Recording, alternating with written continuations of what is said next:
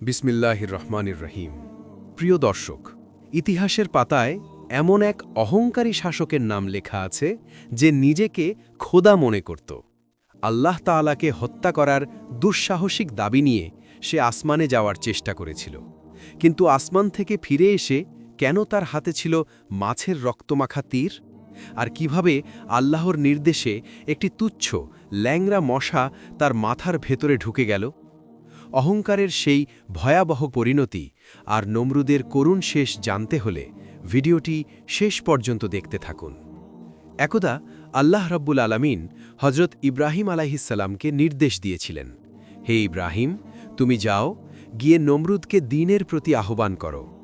আল্লাহ রাব্বুল আলামিনের এই নির্দেশ পেয়ে হজরত ইব্রাহিম আলাইহিসসালাম নমরুদের সাথে সাক্ষাৎ করে বললেন, হে নমরুদ, তুমি এক নিরাকার সর্বশক্তিমান আল্লাহ তাআলার প্রতি ঈমান আনো এবং পাঠ করো লা ইলাহা ইল্লাল্লাহ ইব্রাহিম খলিলুল্লাহ। আল্লাহ ছাড়া কোনো মাবুদ নেই, আর ইব্রাহিম খলিলুল্লাহ, আল্লাহর বন্ধু।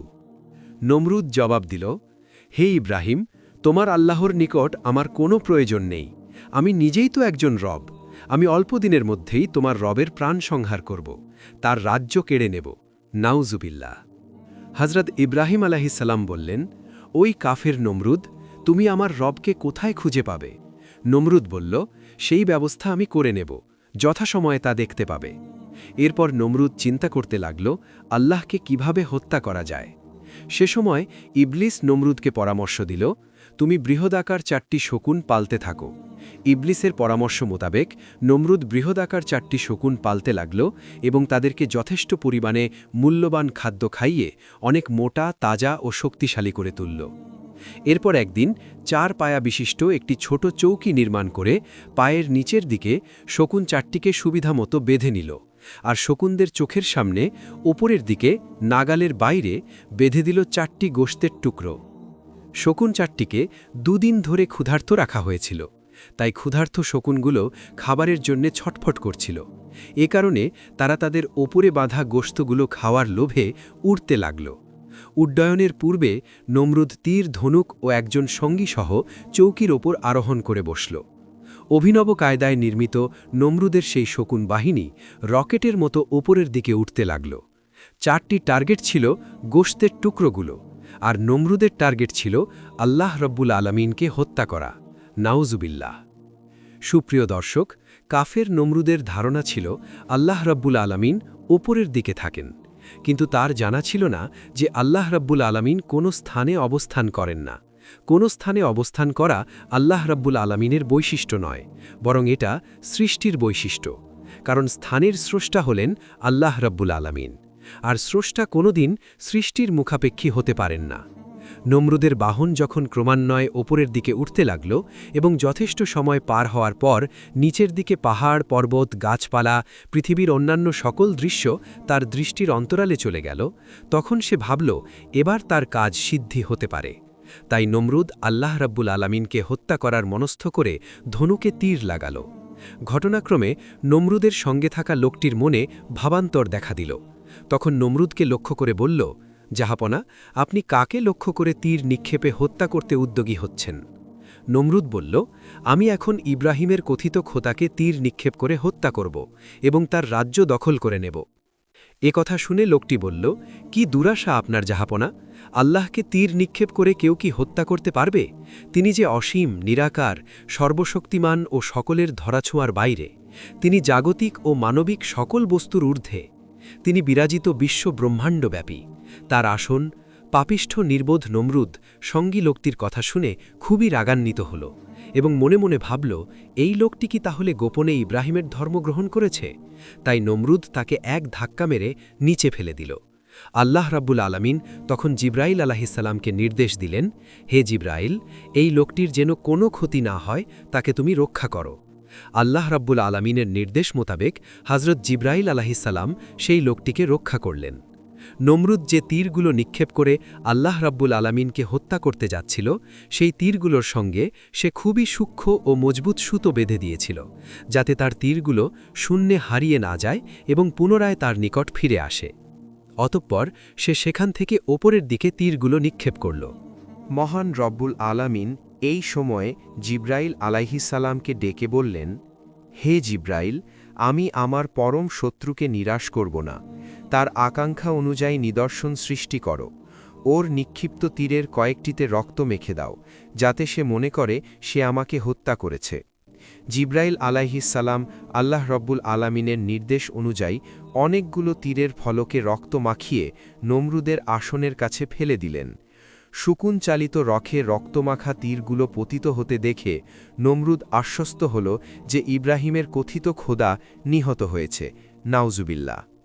এই চিন্তা করে তার মনে আনন্দের জোয়ার বইতে লাগল। যেহেতু সে মনে করল যে ইব্রাহিমের কথিত খোদা নিহত হয়েছে, তাই আর উপরে না উঠে এবার নিচে নামার পালা। কিন্তু সে কিভাবে নিচে নামবে? এমন সময় ইবলিশ এসে তাকে পরামর্শ দিল। বাদশাহ নমরুদ, উপরে রক্ষিত গোষ্ঠের টুকরোগুলো এবার খাটের পায়ের নিচে শকুনদের নাগালের বাইরে ঝুলিয়ে দাও, তাতেই তারা নিচে নামতে শুরু করবে। যেই কথা সেই কাজ।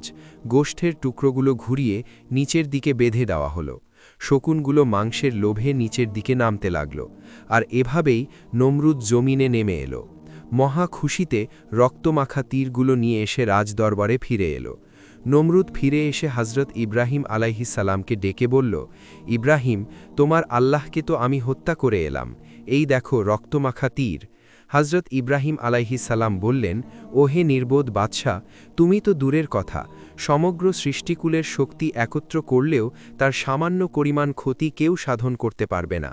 তিনি অদৃশ্যমান, নিরাকার, সর্বশক্তিমান। তাকে মানুষের আকারে কল্পনা করা চরম মূর্খতা। তার উপর কারও কোনো শক্তি বা ক্ষমতা কার্যকর হতে পারে না। নমরুদ হজরত ইব্রাহিম আলাইহিসসালামের কথা শুনে বলল, আচ্ছা, তোমার যদি তাই মনে হয় যে আমি তোমার খোদাকে হত্যা করতে পারিনি, তাহলে আমি তোমার খোদার সাথে যুদ্ধ করতে চাই। বলো, তোমার খোদার সৈন্য সামন্তের সংখ্যা কত? হজরত ইব্রাহিম আলাইহিওয়াসাল্লাম বললেন, আমার রবের সৈন্য সামন্তের সংখ্যা অগণিত। তার সৈন্য সামন্তের সংখ্যা কোনোদিন হিসাব নিকাশ করে কোনো মানুষ হিসেব করতে পারবে না। তাছাড়া তিনি তার সৈন্য সামন্ত ছাড়াও একাই যে কোনো পরিস্থিতিতে মোকাবিলা করতে সক্ষম। নমরুদ বলল, ঠিক আছে, তোমার রবের সৈন্য সংখ্যার জানার প্রয়োজন আমার নেই। তুমি তোমার রবকে তার সৈন্য সামন্ত নিয়ে ৩ দিনের মধ্যে যুদ্ধের জন্য প্রস্তুত হতে বলো। তোমার রবের সৈন্যদের যদি সাহস থাকে যে তারা আমার সাথে যুদ্ধ করবে, তাহলে তারা আসমানের নিচে নেমে আসুক। তোমার রবের সৈন্যরা নমরুদের নাম শুনেছে, কিন্তু নমরুদকে তারা এখনও চিনতে পারেনি। তারা জানে না নমরুদের প্রতাপ কত বেশি এবং তার সৈন্য সংখ্যা কত বিশাল এবং তার রণকৌশল কত সুবিন্যস্ত। এই যুদ্ধে তোমার রবের ক্ষমতা চূর্ণ বিচূর্ণ করে দেব। ইব্রাহিম আলাইহিসসালাম নমরুদের এসব কথা শুনে হেসেছিলেন। হেসে বললেন, আরে বোকা, আমার রবের সেনাদের সাথে যদি তোমার যুদ্ধ করার খায়েশ জেগে থাকে, তবে তাই হোক, তুমি তোমার সৈন্য সামন্ত নিয়ে প্রস্তুত থাকো। নমরুদ উত্তরে বলল, ঠিক আছে, আমি আমার সৈন্যদলকে প্রস্তুত হতে বলছি। তুমি ও তোমার রবের সৈন্যদের নিয়ে প্রস্তুত হতে বলো। হজরত ইব্রাহিম আলাইহিওয়াসাল্লাম বললেন, আল্লাহের সৈন্যরা সব সময় প্রস্তুত হয়ে থাকে, শুধু হুকুমের অপেক্ষা মাত্র। সুপ্রিয় দর্শক, আমরা এতক্ষণ পর্যন্ত যে ঘটনাটি উল্লেখ করলাম তা বর্ণনার কিছু পার্থক্য সহ আল কামিল ফি তারিখ নামক কিতাবের প্রথম খণ্ডে বিস্তারিতভাবে উল্লেখ রয়েছে। উল্লিখিত রয়েছে, ইব্রাহিম আলাইহিসসালামের সাথে উক্ত কথাবার্তার পরেই নমরুদ তার সৈন্যবাহিনীকে যুদ্ধের জন্য প্রস্তুত হওয়ার নির্দেশ প্রদান করল। সেনা বিভাগের 7টি শাখা সক্রিয় হয়ে গেল। সব ধরনের যুদ্ধাস্ত্রের রসদ প্রস্তুত করতে লেগে গেল। তাছাড়াও নমরুদ অধীনস্থ মিত্র রাজ্যসমূহের রাজাদেরও নির্দেশ দিল তারা যেন নিজ নিজ সৈন্য সামন্ত নিয়ে বাবেল অভিমুখে অবিলম্বে যাত্রা করেন। তাদেরকে জানিয়ে দেওয়া হলো এক প্রবল বিপক্ষ সৈন্যদলের সাথে গুরুতর যুদ্ধে লিপ্ত হতে হবে। নির্দেশ মোতাবেক অনুগত রাজাগণ তাদের বাহিনীতে যত সৈন্য সামন্ত ছিল সব নিয়ে বাবেলে এসে উপস্থিত হলেন। এই অবস্থা প্রত্যক্ষ করে হজরত ইব্রাহিম আলাইহিওয়াসাল্লাম আল্লাহ দরবারে ফরিয়াদ করলেন, হে আল্লাহ, আপনি অবশ্যই সব কিছু দেখছেন, কোনো কিছুই আপনার অগোচরে নেই। বাদশাহ নমরুদের সব সীমা ছাড়িয়ে গিয়েছে। অহংকারে সে ধরাকে সরা জ্ঞান করছে। তার দম্ভ যদি চূর্ণ না করা হয় এবং উপযুক্ত শাস্তির ব্যবস্থা না করা হয়, তাহলে সাধারণ লোকজন ব্যাপক বিভ্রান্তির মধ্যে পড়ে বিপদগ্রামী হয়ে যাবে এবং সত্য ধর্মের অনুসারী হবে না। তার ব্যাপারে ফয়সালার জন্য আপনার কাছে সব কিছু সোপর্দ করলাম। মহান আল্লাহ তাআলা ইব্রাহিম আলাইহিসসালামের দোয়া কবুল করলেন।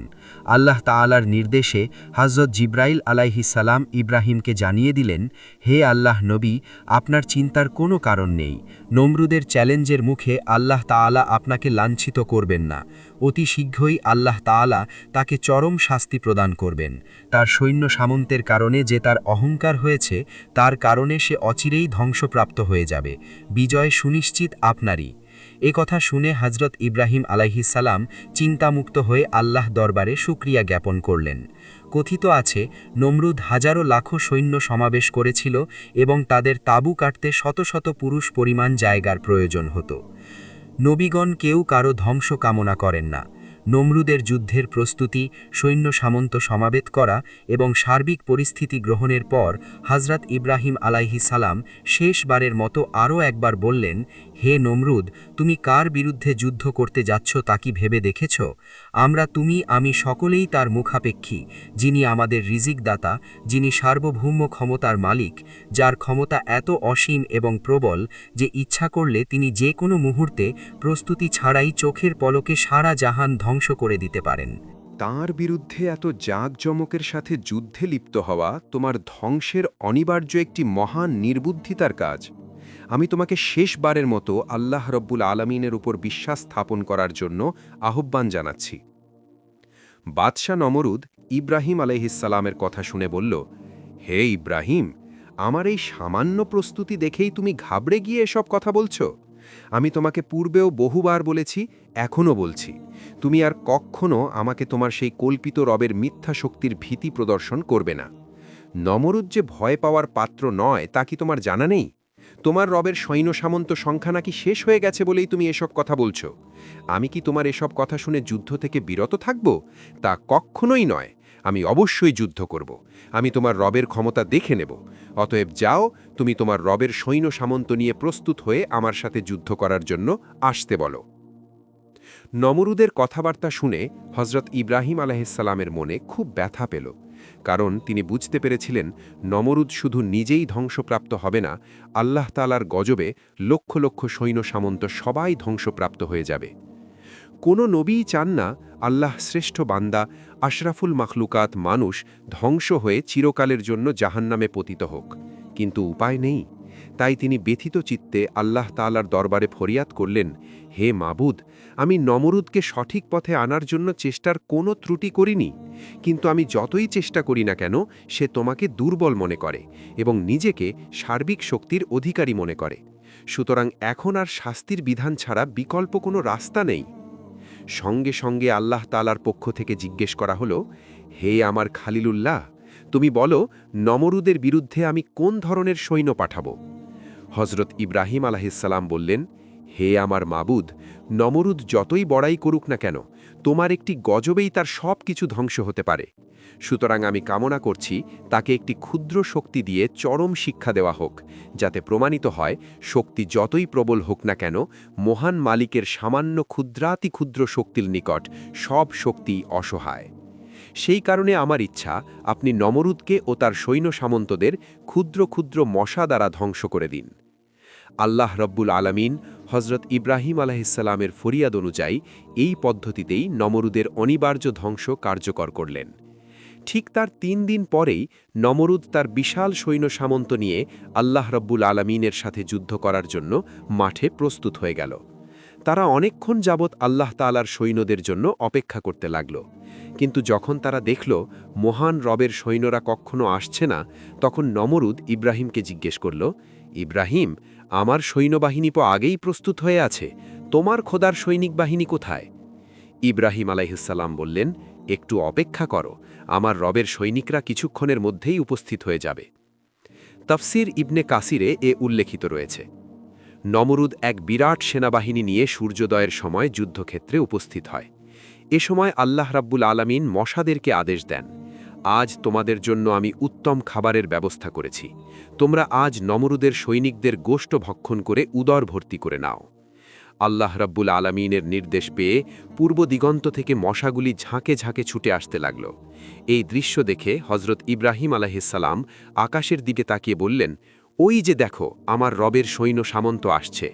তখন নমরুদ তার সৈন্য সামন্তরা আকাশের দিকে তাকিয়ে দেখতে পেল যে এক বিরাট ঘন কৃষ্ণবর্ণ মেঘ সারা আকাশ ছেয়ে ফেলছে। তারা মনে করল যে এখনই হয়তো মুষলধারে বৃষ্টিপাত শুরু হবে, কিন্তু কিছুক্ষণের মধ্যেই তাদের সেই ধারণা ভুল প্রমাণিত হল। মশারা যতই নমরুদের সৈন্যবাহিনীর নিকটবর্তী হতে লাগল, মশাদের গুনগুন আওয়াজ তাদের কর্ণগোচর হতে লাগল। সেই আওয়াজ শুনে নমরুদ তার সৈন্যবাহিনীকে নির্দেশ দিল, তোমরা যুদ্ধের ডাক ঢোল বাজাতে থাকো এবং সকলে অস্ত্রশস্ত্র নিয়ে যুদ্ধের জন্য প্রস্তুত হয়ে যাও। ইব্রাহিমের খোদার সৈনিক বাহিনী সম্ভবত নিকটবর্তী হয়েছে, তাই আমরা এই আওয়াজ পাচ্ছি। রণক্ষেত্রে উপস্থিত হওয়া মাত্রই কোনো নির্দেশের অপেক্ষা না করে তাদের ওপর এমনভাবে ঝাঁপিয়ে পড়ল যেন কোনো সৈন্য জীবিত অবস্থায় ফিরে যেতে না পারে। রণপ্রস্তুতি সম্পন্ন হল। খোদার সৈন্যবাহিনী মশারা ঊর্ধ্ব আকাশে থাকতেই এমন এক গুনগুন আওয়াজ শুরু করল, লক্ষ কোটি মশার সম্মিলিত গুনগুন আওয়াজে এ হৃদয় কাঁপানো ভীতিকর পরিবেশ সৃষ্টি করল। যা আওয়াজে নমরুদের সেনাবাহিনী যুদ্ধের বাজনা তলিয়ে গেল। এখন কেবলমাত্র এক পক্ষের আওয়াজ কর্ণগোচর হচ্ছিল, তা হল মশার গুনগুন বিকট আওয়াজ। প্রত্যেকটি মশা প্রত্যেকটি সৈন্যের উপর পড়তে লাগল। তাদের মাথা, দেহ, নাক, কান, চোখ, মুখমণ্ডল, হাত, পা সর্বস্থানে হুল ফোটাতে শুরু করল। একজন সৈনিকের দেহ যে কত শত মশা কামড়াতে লাগল তার কোনো হিসাব নেই। মশারা এমনভাবে কামড়াতে লাগল যে সৈনিকরা হাতের অস্ত্র ফেলে দিয়ে মশা তাড়াতে ও দেহ চুলকাতে ব্যস্ত হয়ে পড়ল। যুদ্ধ আর করবে কি? মশারা শুধু শরীরের উপর কামড়াচ্ছিল না, বরং নাকের ছিদ্র দিয়ে মস্তিষ্কে প্রবেশ করতে লাগল। এটা সাধারণ জাগতিক মশা নয়, এরা হচ্ছে খোদার সৈনিক। এরা সাধারণ মশার নিয়ম অনুসরণ করে না। সাধারণ মশা রক্ত চুষে খায়, কিন্তু এই মশাগুলো রক্ত, মাংস, এমনকি মস্তিষ্ক খেতে লাগল। বিষের যন্ত্রণায় নমরুদের সৈনিকরা ছটফট করতে লাগল। তারা ইয়া নাফসি বলে চিৎকার করছিল। ক্রমান্বয়ে তাদের আর্তচিৎকার স্তম্ভিত হয়ে আসল। সকল সৈন্যেরা এমনভাবে প্রাণ হারাল যে তাদের দেহের কঙ্কাল ছাড়া রক্তগোষ্ঠ কিছুই অবশিষ্ট ছিল না। সমগ্র যুদ্ধক্ষেত্রে কেবল নমরুদের সৈনিকদের কঙ্কালই রইল। মহলে পৌঁছে তার বেগমের কাছে যুদ্ধের বর্ণনা দিতে গিয়ে বলল, হে বেগম, কোথা থেকে যেন অসংখ্য মশার ঝাঁক উড়ে এসে আমার সকল সৈন্যদের রক্তগোস্থ খেয়ে ফেলছে। যুদ্ধক্ষেত্রে সৈন্যদের কঙ্কাল ছাড়া আর কিছুই অবশিষ্ট নেই।